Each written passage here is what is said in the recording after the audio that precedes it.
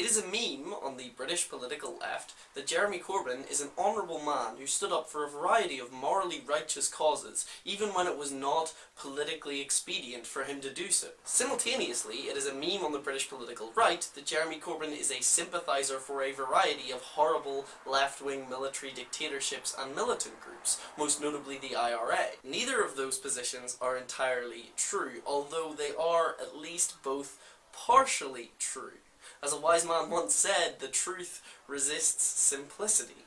But understanding where they come from and the ways in which both of them are true is crucial to understanding how Jeremy Corbyn sees the world and what kind of Prime Minister he would end up being. Firstly, the left's case. It is true that Jeremy Corbyn was involved with some movements that are now so mainstream that they are completely uncontroversial, particularly the fight for LGBT rights, but also the fight against apartheid in South Africa. Importantly though, he wasn't alone in this, and he wasn't the instigator of it. The fight for LGBT rights arguably began in the 60s or even before, and the anti-apartheid movement was a widespread political cause for decades. Moreover, the tactics he used were often questionable. The famous photo of him being arrested in an anti-apartheid demonstration was taken because he wasn't attending the main demonstration outside the South African embassy. He was instead attending a different demonstration organised by a group that advocated more radical direct action, including questionable views on the use of violence. But he doesn't deserve the blame for being an IRA apologist either. He has repeatedly in interviews condemned bombings and violence completely in that conflict, and has said quite correctly that engagement with Irish republicanism was vital to the Northern Irish peace process. The British government at the time was even talking to the IRA. If you read any book about the Northern Irish hunger strikes, they will tell you that Margaret Thatcher herself approved an offer made to the IRA leadership for a compromise over the prisons issue. Political engagement with Irish republicanism, even violent Irish republicanism, is therefore not inherently bad and not the thing we should damn Jeremy Corbyn for. The problem comes with some of the political statements he has made. It is very hard to ignore the fact that in the 1983 general election he printed on his election literature that he wanted a total withdrawal of the British military from Northern Ireland, which would have left the Protestant community extremely vulnerable at a time of increasing and escalating violence against them.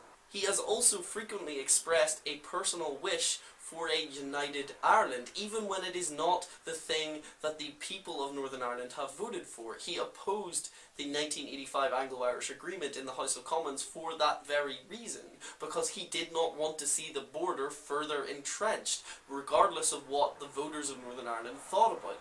He was a consistent enough advocate for Irish unity in the House of Commons that he actually got personally thanked in Gerry Adams' autobiography as being someone fighting the Irish Republican cause. There are also signs that he hasn't entirely changed his mind. In a recent interview, he casually referred to Northern Ireland as the 6 counties, allying himself with the Sinn Féin policy of not saying the country's name. It is therefore reasonable to have concerns that he won't be able to be an effective Prime Minister of the United Kingdom of Great Britain and Northern Ireland, when 2 of his most pressing issues are the Brexit negotiations and all the implications for the Irish border, but also the collapse of Northern Irish political institutions, a crisis that in order to solve you have to engage with all stakeholders within Northern Ireland on a fair and equal basis. Jeremy Corbyn has stood for good and bad causes, and his Northern Irish policy is just one example of that.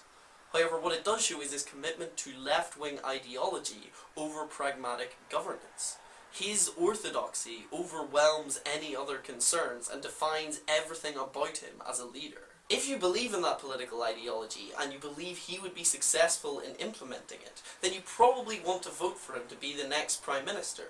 But if you worry about how it might make him act when confronting crises, as he has shown in his inability to be neutral over Northern Ireland, then you probably don't. As a Northern Irish person, the latter far outweighs the former. I would be very uncomfortable if he had to deal with the crises my part of the country faces, and that's why I would be very hesitant to ever vote for a party with him as its leader. But I know that lots of people disagree. If you do, and you want to tell me why I'm wrong, please leave a comment.